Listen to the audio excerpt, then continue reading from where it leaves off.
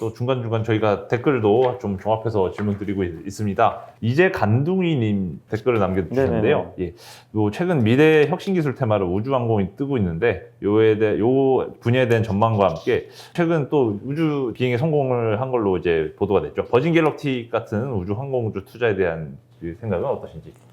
우주는 딱 두 가지로 보시면 돼요. 장기도 좋고요, 단기도 좋아요. 왜냐면 이 혼재돼 있어요. 왜냐면 지금 첫 번째 장기 왜 좋냐? 우주로 지금 민간 여행이 지금 가능한 시대가 오고 있잖아요. 이게 무슨 얘기냐? 이제 돈이 된다는 얘기예요. 옛날에 돈이 안 됐어. 왜죠? 구소련과 미국이 서로 맨날 싸우기만 하고 서로 체제 경쟁. 내가 인공위성 먼저 띄웠다. 나는 먼저 달에 갔다. 이거는 국가 대 국가의 경쟁이기 때문에 거기에 일반 뭐 기업들이 끼어들 틈이 없었어요. 그 국민 세금 가지고 한 거잖아요. 그러다 보니까 당연히 수익성도 당연히 있을 수가 없는 일이고, 근데 지금은 바뀌었죠. 나사도 점점 민간 업체들한테 권한을 많이 이양하고 있고, 우리나라도 아직은 정부의 입김이 세지만 인공위성 사업 같은 거 이제 민간 업체들한테도 맡기고 있거든요. 조금씩. 그러면은 증시에도 당연히 이게 반영이 됩니다. 그래서 우주항공은 과거의 올드 스페이스, 국가 주도에서 이제는 그 뉴 스페이스라고 그러더라고요. 요즘에 이거를 민간 영역으로 이제 바뀌는 과도기에 있어요. 그래서 초기 국면이다. 돈 벌 기회가 정말 많다. 다만 이제 우리 한국으로만 놓고 보면 아직 우리나라에 우주여행 갈 수 있는 상황은 아니니까 결국에 우주여행과 관련돼서는 조금 그 어떤 모멘텀은 좀 부족하고, 이건 이제 미국에 해당되는 문제고, 다만 우리나라가 잘하는 건 인공위성입니다. 그리고 발사체 기술이 사실 우리나라가 없어요. 그래서 예전에 이제 인공위성 쏠 때 러시아 발사체 기술 이용해가지고 거기 태워가지고 보냈는데, 이번 10월 달에 누리호 발사가 예정되는데 이건 순수 100% 국내 기술로 제작이 된다라고 좀 하고 있더라고요. 그러면 이 누리호가 만약에 발사에 성공한다라면은 우리나라는 이제 드디어 직접 모든 기술을 다 우리나라 기술로 이용해서 우주로 쏠 수 있는 능력을 갖춘 그런 국가가 좀 될 수밖에 저는 없다고 좀 보고 있거든요. 그리고 또 미국에서도 어쨌든 우리나라가 좀 아직은 전쟁 중이잖아요. 사실 따지고 보면 휴전 중이니까. 그래서 이 고체 연료 같은 거 못 썼어요. 이 고체 연료를 왜 못 썼냐면, 이 미사일을 발사할 때 고체 연료를 쓰게 되면은 바로 즉시 미사일을 쏠 수가 있다고 하더라고요. 이 연료를 미리 넣어가지고 쏠 수 있다고 하고, 되게 그 고체 연료는 가격도 싸고, 그러니까 뭐냐면은 무기로 이용하기가 되게 좋다고 하더라고요. 고체 연료 같은 게. 그러니까 이제 막은 거죠, 사실은. 근데 고체 연료를 써야 우주 개발도 더 빨리 활성화되는데 한국은 할 수가 없었어요. 근데 작년에 기억하시겠지만 미국이 이제 쓰라고 해버렸죠. 그리고 미사일 사거리도 해제시켜버렸고, 미사일 사거리를 해제하면, 그러니까 왜 미사일 또 사거리 해제를 못했냐면 우리나라가 우주로 쏘고 싶어도 못 쏘는 거예요. 왜냐하면 이게 사거리가 제한돼 있으니까. 그래서 우리나라는 제약이 되게 많았어요. 그러니까 이게 왜냐하면 다 이 전쟁 리스크가 있다 보니까. 근데 이걸 풀어줬습니다. 그럼 우리나라는 이제는 사거리 제한 없이 미사일도 한번 실험도 해볼 수도 있는 거고, 그죠? 우주로 쏠 수 있으니까. 그래서 이런 것들이 환경적으로 좀 되게 좋게 작용하고 있어서 우리 한국의 우주항공 산업은 계속 커질 수 있다. 호기를 맞았다. 그래서 저는 장기 투자가 한번 가능하다. 그리고 트레이딩 관점도 좋은 게, 이번에 아마존의 제프 베이저스도 우주 갔다 왔죠. 버진 갤럭틱의 리처드 브랜슨 회장도 우주 한번 갔다 왔죠. 근데 9월에 또 이 빅 이벤트가 하나 있어요. 이건 더 커요. 그 테슬라의, 그러니까 그 일론 머스크의 스페이스X 있잖아요. 거기에 이제 그 우주선이 이제 우주여행을 하게 되는데, 이번에 아마존은 이렇게 포물선 그리고 갔다 왔어요. 잠깐 우주 그냥 체험만 하고 왔는데, 이번에 스페이스X는 체험 정도가 아니라 3일 동안 지구 궤도를 돈대요. 3일 동안 체류하고 아예 그냥 우리가 그 영화에서 보던 그 우주여행이에요. 진짜 찐 우주여행이 진짜 9월에 시작이 돼요. 성공했으면 좋겠는데 그 이벤트 하나 남아있고요. 10월에는 역시 우리나라 누리호 발사. 두 가지 이벤트 있으면 이걸 이제 우리가 스케줄링 해서 매매를 하신 분들이 계시는데 기대감 있잖아요. 그래서 충분히 단기로도 투자가 가능하다. 저는 그렇게 보고 있습니다. 근데 또 버진 갤럭틱 같은 경우는 또 등락이 워낙 심했지 않습니까? 이게 맞아요. 우주여행을 과연 할 수 있다 없다부터 해서 뭐 이제 카르만 라인이라고 하죠. 이걸 넘어야지 또 우주여행인데, 아마존이 이제 베조스도 이제 뭐라고 비판을 하셨죠. 브랜슨이 한 게 진짜 우주여행인 건가, 이제 이런 비판도 있었는데, 이게 투자자들이 또 단타로 치고 빠지기에도 참 많은 슬픔과 아픔을 가져다 준 전설적인 주식인데, 뭐 그냥 버진 갤럭틱 자체가 지금 또 어떻게 보면 이런 기대감이 또 소멸이 되면서 재료가 소멸되면 호재가 소멸되면서 또 다음 모멘텀이 또 무엇인가에 대한 궁금증이 있으신 것 같더라고요. 뭐. 그러니까 이제 버진 갤럭틱도 그렇고 아마존의 제프 베이조스도 그렇고 사실은 이제 어떻게 보면 엄밀히 따지면 완벽한 우주여행이라고 우리가 볼 수는 없는 거잖아요. 사실은 이제 잠깐 체험하고 온 거니까. 근데 그것만 해도 대단한 것 같아요. 저는 이번에 깜짝 놀란 게 혹시 보셨나요, 기자님? 그 아마존 제프 베이조스 이렇게 착륙하는 거? 전 착륙하는 거 보고 무슨 영화 보는 줄 알았어요. 처음에 저게 현실로 가능한가 그랬어요. 진짜 깜짝 놀란 게 이 로켓 추진 이거 이용해 가지고 이게 그 왔던 자리에 그대로 안착을 하더라고요. 그러니까 이게 이제 무선 항법 장치를 이용한 것 같은데 이제 물론 이제 위가 분리돼 가지고 제프 베이조스는 다른 데 떨어지긴 했지만 정확하게 우주 조종사가 없는데도 완벽하게 그 구현을 해냈어요. 그 정도 기술까지 지금 왔다는 거는 전 그거 보면서 정말 깜짝 놀랐습니다. 그러니까 아, 우주항공 시대가 이제 진짜로 열리긴 했구나. 이건 무시하면 안 되겠다. 그리고 우주가 돈이 되는 시대는 분명히 맞을 수밖에 없는 게 우주의 광물 자원도 엄청나게 많고요. 연구할 것들이 되게 많습니다. 그러니까 지구로는 지금 부족한 것들이 되게 많은데 우주에서도 뭔가 이제 사업을 하겠다는 거죠. 이 부분이 지금 당장 눈에는 당연히 안 들어온다 하더라도 5년, 10년 후에는 또 달라지는 흐름이 나올 수가 있기 때문에 저는 계속 긍정적으로 봐야 된다 이 말씀 드리고 싶고 또 우리 한국은 이 인공위성 쪽에 되게 특화된 나라인데 테슬라의 일론 머스크는 지금 인공위성을 계속 쏘아대고 있잖아요. 그거 하려는 이유 중에 하나가 6G잖아요. 왜냐면 자율주행 하려고. 자율주행을 하려면 음영 지역이 없어야 되는데 5G는 속도가 빠른데 커버리지 영역이 너무 작아가지고요. 이 기지국을 정말 엄청나게 설치해야 되는데 미국은 땅이 넓어서 안 돼요. 불가능합니다. 그래서 5G 기지국을 세우긴 하는데 그 중간중간에 비어있는 공간을 이 인공위성을 이용하는 거죠. 그걸로 커버를 하면 돼요. 그래서 테슬라가 그리는 그림은 그런 것 같더라고. 완벽한 자율주행. 그러려면 인공위성 필요하다. 그런데 이건 우리나라도 마찬가지거든요. 인공위성 반드시 필요합니다. 이쪽으로 가기 위해서. 그래서 이게 다 지금 목적들이 있어요. 그래서 이 시장이 커지기 때문에 여러분들이 우주에 대해서는 공부도 좀 해보시면서 업체들은 대부분 방산업체가 많아요.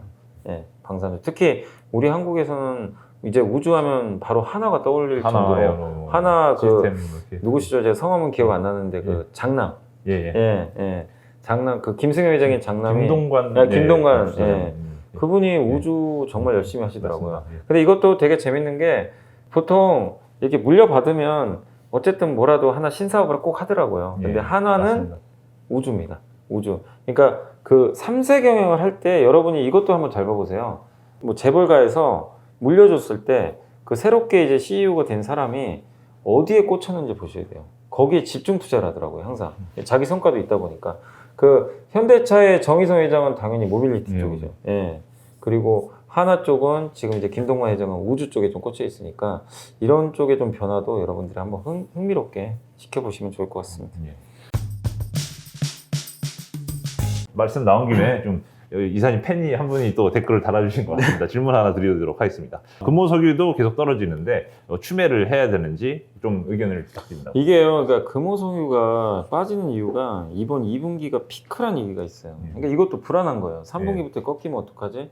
실제적으로 이제 뭐 고무 회사들 주가도 좀 약간 부진한 것 같기도 하고 그러다 보니까 빠지는데 역대급으로 저평가 맞아요. 워낙 돈을 많이 벌었거든요. 근데 아시겠지만 작년이 너무 좋았어요.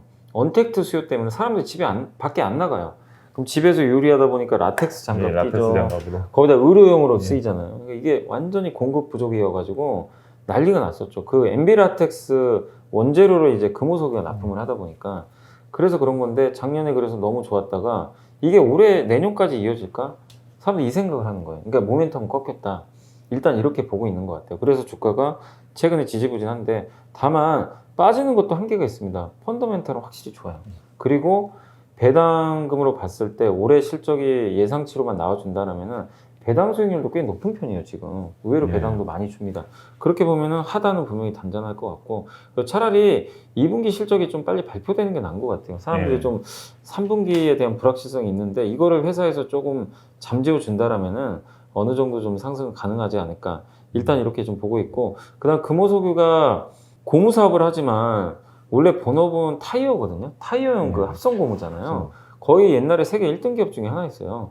근데 요즘에 타이어 수요가 굉장히 늘어납니다. 얼마 전에 미쉐린이 실적 발표를 했는데 실적이 되게 좋았어요. 세계적인 타이어 회사. 예. 전방 산업이 이렇게 좋아지면 타이어 수요가 늘면서 거기 들어가는 고무 수요도 늘어날 수밖에 없기 때문에 굉장히 좋은 뉴스거든요. 사실 이 부분도. 그래서 원래 엔비라텍스 이전에 타이어였습니다. 원래는. 예. 근데 그걸 지금 사람들이 아예 그냥 신경을 안 쓰고 있더라고요. 엔비라텍스가 너무 좋다 보니까. 그렇지만 본업인 타이어도 좀 좋아지고 있다. 이렇게 보시고 한 가지 더 있는 게 그 음극재 바인더라고 있어요. 그러니까 바인더가 2차 전지에 들어가는 소재입니다. 예. 그래서 비중은 얼마 안 되지만 이 바인더가 양극과 음극 같은 경우 보면은 2차 전지 보면은 그 배터리를 여기에 그 양극 활물질, 음극 활물질 많이 들어보셨을 거예요. 예. 그 소재들이 있잖아요.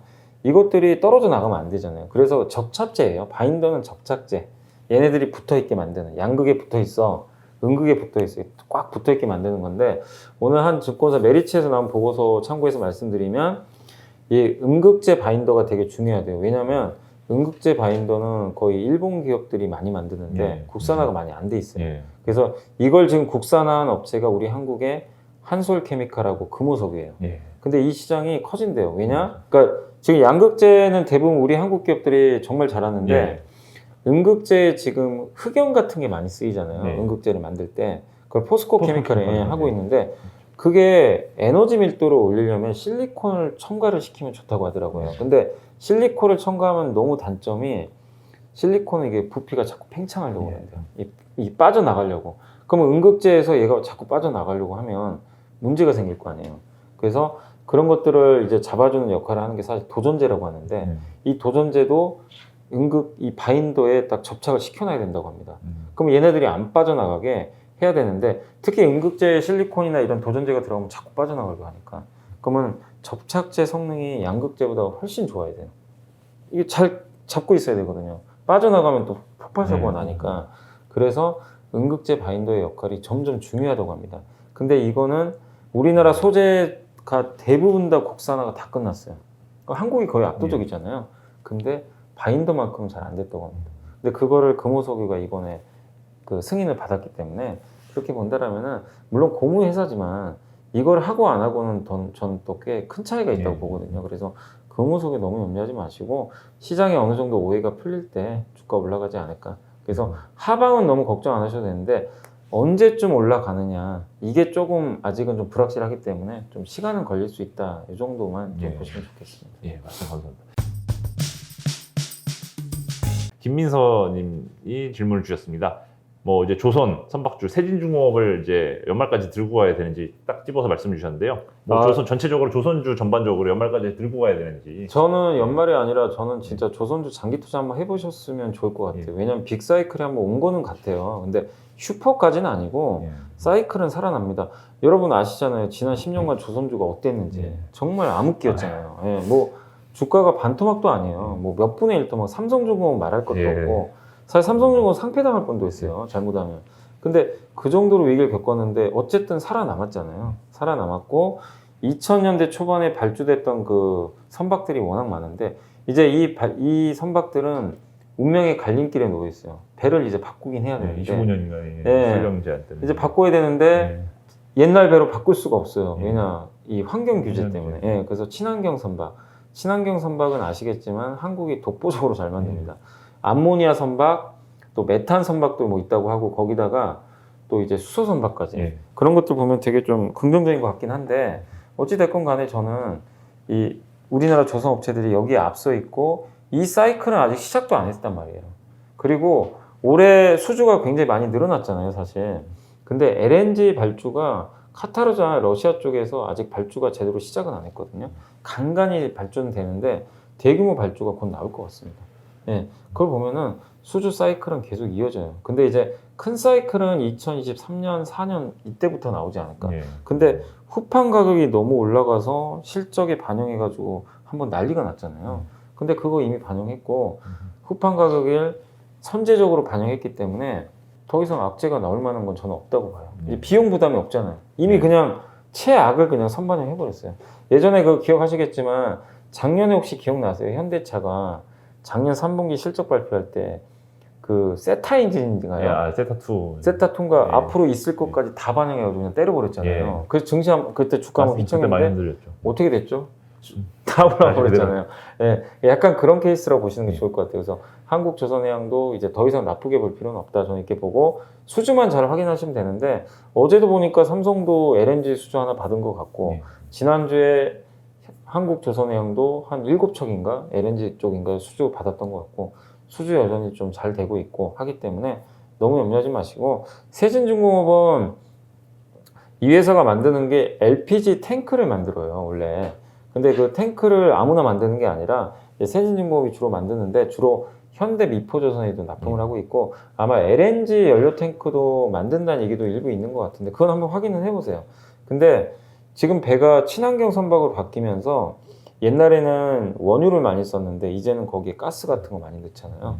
그렇게 되면은 이 세진중공업이 수혜를 받을 가능성이 굉장히 높습니다. 특히 LPG 탱커선이라든가 연료 탱크 이쪽 수요가 늘어날 수밖에 없기 때문에 당연히 긍정적이고 세진중공업이 또 하나 하고 있는 것 중에 하나가 해상풍력 사업도 예, 같이 하고 있어요. 예. 그래서 되게 매력이 높은 기업 중에 하나예요. 요새 좀 지지부진하지만 세진중공업 분명히 저는 그 모멘텀이 있기 때문에 좀 장기적인 관점에서 투자할 만하다. 예. 그 말씀을 좀 드리고 싶습니다. 지금까지 또 바쁘신 시간 내주신 염승환 이사님께 다시 한번 감사드리면서 예, 자이언트 TV의 안갑성 기자였습니다. 다음에도 더 알찬 콘텐츠로 시청자분들에게 좋은 방송으로 보답하겠습니다. 감사합니다. 감사합니다.